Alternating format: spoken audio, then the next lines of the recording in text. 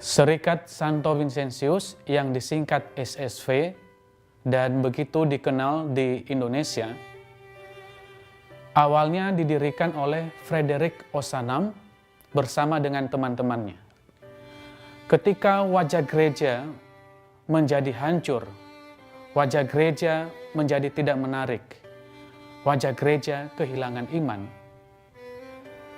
Frederick Ozanam bersama dengan teman-temannya berkumpul membangun persaudaraan. Mereka mendalami iman dan mereka kemudian bertumbuh terus-menerus dan menjadi tokoh yang tidak hanya tinggal dalam nostalgia iman, tidak hanya menikmati keindahan rohani gereja, tetapi mereka kemudian menghayati iman itu dalam tindakan kasih kepada sesama. Menarik sekali para saudara yang terkasih, apa yang dihayati oleh Frederick Ozanam bersama teman-temannya menjadi hidup saat ini. Ketika wajah manusia saat ini dikuasai oleh konsumerisme, sampai kemudian ia tamak dan kehilangan hatinya terhadap sesamanya. Menarik untuk disimak apa yang dilakukan oleh Frederick Ozanam. Apa yang dilakukan oleh Frederick Ozanam, pemberian dirinya terhadap sesama, membebaskan dia dan para pengikutnya dari situasi penjara cinta diri. Para saudara yang dikasihi Tuhan, saya mengajak Anda untuk mengambil bagian dalam gerakan cinta kasih yang lahir dari gerakan iman persaudaraan yang dibangun oleh Frederick Ozanam dan diikuti oleh sekian banyak orang. Anda tidak akan rugi mengikuti ini karena akan membuat Anda untuk terus bertumbuh dalam iman. Orang yang memberikan dirinya bagi orang lain, yang melayani sesamanya, dia yang bahagia. Terima kasih. Selamat siang, Om Bani. Selamat siang. Ya, saya perkenalkan, nama saya Wirawan dari SSV di Bandara Surabaya. Kami ingin bertemu dengan Romo, ingin menanyakan beberapa hal yang berkaitan untuk mempromosikan SSV di umat, lingkungan gereja, lingkungan kami di sekitar rumah kami. Nah, ini kami ingin menanyakan beberapa hal. Untuk pertanyaan yang pertama, Romo, menurut Romo, bagaimanakah kemiskinan di zaman Santo Vincentius dengan di zaman sekarang ini? Apakah bedanya, Romo?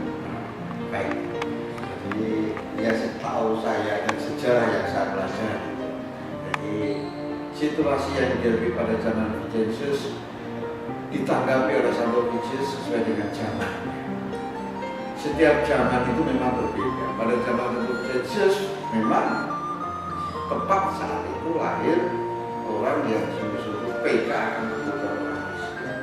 Kemiskinan terjadi pada zaman Vincentius yaitu pada zaman satu perang Prancis, dan akibatnya banyak orang yang sungguh-sungguh sungguh-sungguh ya sakit, sungguh-sungguh ya miskin. Dan dari situlah rupa-rupanya Santo Vincentius, namanya sebelum Santo, dia itu Imam Vincentius, namanya Vincentius yang sungguh-sungguh PK akan membunuh orang miskin. Rupa-rupanya ini yang menjadi dasar semangat Santo Vincentius, yakni ingin mengubah wajah gereja, yakni meninggalkan Tuhan. Jadi Santo Vincentius sungguh-sungguh dia meninggalkan Tuhan dalam arti dia tidak hanya berdoa belakang, tetapi juga meninggalkan Tuhan untuk melayani orang miskin. Dan dalam hidup orang miskin, disitulah sumber inspirasi dari Injil yang bisa kita dengar ketika Yesus mengatakan, ketika aku lapar, engkau memberi aku makan. Ketika aku haus, engkau memberi aku minum. Ketika aku sakit, engkau merawat aku atau merawat aku. Ketika aku dalam penjara, engkau merawat aku. Saya pikir kalimat ini sungguh terngiang-ngiang di hati dan pikiran Santo Yesus saat itu.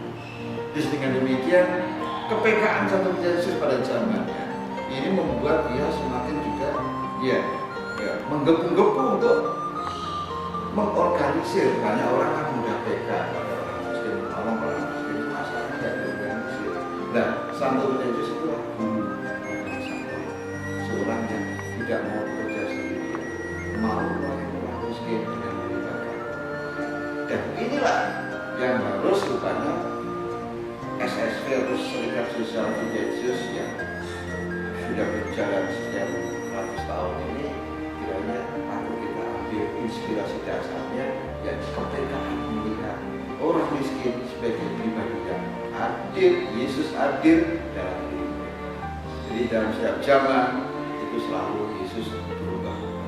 Nah, sekarang ini rupanya kemiskinan itu bisa terjadi karena komunikasi, karena lemahnya komunikasi. Walaupun komunikasi itu sekarang ini serba canggih lewat dunia gadget ataupun dunia IT yang semakin berkembang, ya.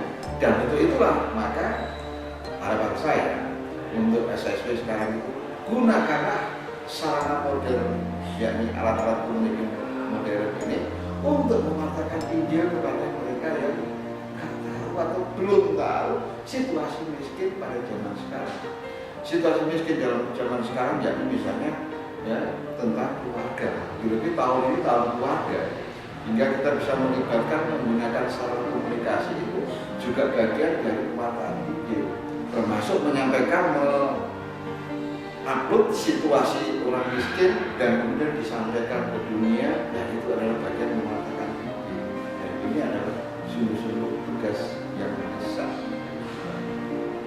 Saya pikir kemiskinan zaman Yesus dan zaman sekarang sebenarnya dikatakan berbeda, dikatakan tidak berbeda karena situasi zaman Yesus. Maka hari ini menuntut kita juga semakin jeli melihat suara hati dari setiap orang miskin yang mau melibatkan orang-orang yang mau berbagi. Nah, ini Bu, mengenai kata-kata berbagi di zaman sekarang ini kan banyak orang yang kaya, yang sedang atau yang miskin. Nah, bagaimanakah untuk melibatkan mereka, untuk orang-orang yang kaya, yang miskin, yang mau untuk bergabung dengan Yesus? Untuk mau, supaya mau, itu paling tidak harus mengerti situasi. Karena komunikasi modern tunjukkan inilah situasi dari dunia ini. Maka ini saya teringat akan Santo Yesus yang mengatakan tidak ada orang segila apapun selain daripada mereka yang memiliki nafsu haus untuk mengumpulkan harta.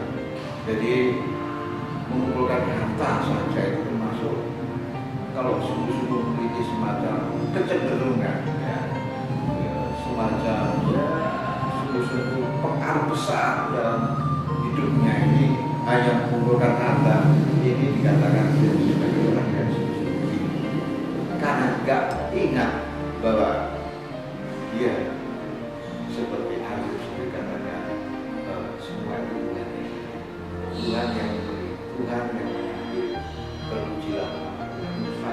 Kita harus selalu ingat kata Ayub dalam kitab suci sering katakan demikian, segala sesuatu adalah kemudian. Maka kalau kita bisa menyadarkan kepada orang-orang yang mampu bahwa segala sesuatu yang dimiliki adalah kemudian Tuhan, saya pikir ini adalah bagian di mana orang itu akan rela. Dan inilah ciri khas dari kekristenan yang kita ini, supaya kita tandanya orang beriman itu jadi orang mau berbagi.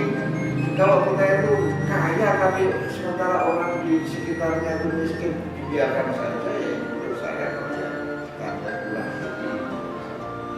Saya pikir ini jadi rela berbagi, jadi semakin beriman semakin mau. Dan itu saya pikir berbagi bukan hanya dari orang kaya yang memberi pada orang miskin dan orang miskin sendiri mau berbagi. Banyak orang kaya berjiwa miskin, banyak orang kaya itu bisa kulitnya setengah mati karena ya apa, berjiwa miskin. Jadi semua hanya memikirkan diri sendiri terus, tidak memikirkan orang. Nah, untuk melibatkan hal semacam itu kiranya SMP punya tugas PR berat, yakni menyadarkan bahwa kita juga harus menjadi teladan dalam sikap berbagi. Oke, terima kasih Romo. Ya, Karena saya dan saran Romo bisa membuat SSW kita banyak orang yang ingin mau bergabung, mau peka dengan orang yang miskin. Terima kasih Romo. Baik, selamat malam. Selamat berjumpa, selamat siang, Bapak Ibu, saudara-saudari, dan rekan-rekan UMK dan segenap hadirin yang hadir tempat ini. Berkat Tuhan menyertai kita semua. Terima kasih atas perjumpaan permintaan dari panitia untuk sebentar bersharing tentang pengalaman bersama Serikat Sosial Vincenzius yang tercinta ini. Sebelumnya pengetahuan saya adalah Bruder Savio MJ, tinggal di Bruder MJ, Jalan Dr. Wahidin Sudirosono 32 Klaten. Saya merasa bahagia sekali sebagai putra kecil yang sekaligus akhir-akhir ini dipertemukan dengan rekan-rekan Bapak Ibu pengurus dan anggota khususnya di wilayah Klaten. Kami sebagai putra kecil tugas sehari-hari percaya untuk mengampu sekolah-sekolah yang sama menjulur di Kabupaten Klaten, dan sekaligus juga untuk bersama rekan-rekan melayani hidup panggilan ini bersama keluarga dan Klaten. Dan dari semua itu kami dipercaya dan dibuka oleh Bapak Ibu pengurus Vincenzian di Konferensi Maria Immaculata Klaten. Apakah saya sanggup untuk mendampingi konferensi Maria Immaculata Serikat Sosial Vincenzius di Klaten ini? Semula saya tidak berani, karena terus terang tugas ini bagi saya sungguh selain sangat mulia, tugas ini bagi saya belum pernah. Oleh karena itu, dengan pertimbangan yang agak gemetar, karena berkali-kali pengurus konferensi Serikat Sosial Vincenzius Maria Immaculata ini mendatangi kami agar kami bersedia untuk mendampingi. Kemudian saya pinjam, yaitu mengenai anggaran hidup dan anggaran dasar dari serikat ini, dan juga kami mendapatkan buku ini dan bagaimana. Setelah kami baca buku ini, luar biasa. Ini adalah Bapak Vincenzius de Paula ini di dalam anggaran ini nyata sekali bahwa mendampingi orang-orang miskin, saudara-saudara kita yang miskin, secara lebih konsekuen, lebih nyata Kongregasi kami, kongregasi EPC, dulu pernah Bapak Vincent ini menjadi pelindung kami yang kedua. Oleh karena itu, dengan membaca ini, nah ini sebenarnya EPC dengan Serikat Sosial Vincent ini sungguh saling menguatkan, malah ini jauh lebih lengkap, lebih luas jangkauannya. Nah, kalau EPC tidak sebatas para anggota EPC, sekarang ini mencakup semua umat Katolik. Dan ini telah dirintis oleh para pastor dari Surabaya.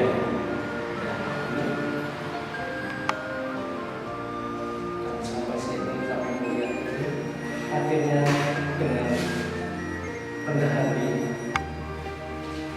bukan karena saya mampu, bukan karena saya bisa, tetapi karena saya berharap dan yakin Bapak Ibu yang tergabung dalam Serikat Sosial Vincent ini adalah orang-orang yang secara khusus terpanggil untuk bergabung dengan ayat Tuhan Yesus. Dan Tuhan Yesus telah mengangkat Bapak Santo Vincent untuk memberikan sikap ini yang diteruskan juga oleh Piato. Ya, Piato. Ya, nanti usaha. Dan ini menjadikan kami penuh harap pengabdian kita kepada Tuhan dan kepada banyak orang, khususnya rekan-rekan yang miskin, ini menjadi lebih konkret dan lebih kami kami mohon agar baik EPC maupun SSP ini bisa saling tahu-menahu untuk dengan tekun dan setia mengikuti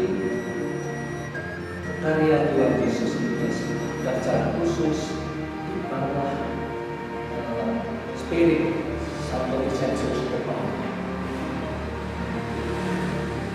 Setelah kami menerima ini konferensi kami ini bisa bertemu secara teratur dan setiap bulan bertemu. Menurut anggaran ini adalah 2 minggu sekali, tapi di sini sebulan sekali, dan ini bisa terlaksana dan selalu dibuka dengan doa pembukaan, bacaan kitab suci, lalu dari situ ada renungan singkat tentang ini, kemudian ada laporan-laporan, dan kemudian membicarakan bagaimana sukacitanya dan melangsungkan tindakan pendampingan dan bantuan orang-orang yang telah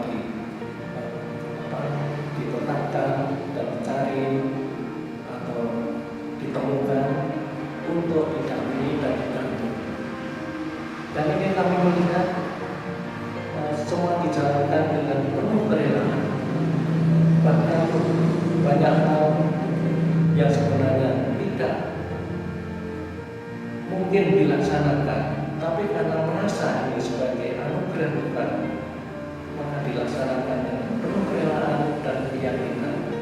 Akhirnya konferensi ini menjadi habis pertemuan atau selanjutnya itu rasa lebih segar. Itu juga saya bukan untuk memberi, tetapi saya bukan mau mendapat banyak hal. Karena saya belajar dengan suka, akhirnya dari teman-teman ini benar-benar secara konsekuen kalau mau mengikuti Yesus sesuai dengan semangat Santo Vincent Depaul, kita akan ada